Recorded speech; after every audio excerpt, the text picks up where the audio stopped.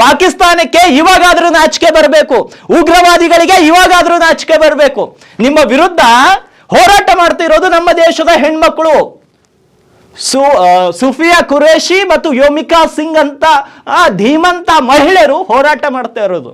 ಯತ್ರ ನಾರಸ್ತು ಪೂಜ್ಯತೆ ರಮಂತೆ ತತ್ರ ದೇವತಾ, ಯತ್ರ ತಾಸ್ತು ನಾ ಪೂಜ್ಯತೆ ಸರ್ವ ತತ್ರ ಫಲಕ್ರಿಯ ಅಂತ.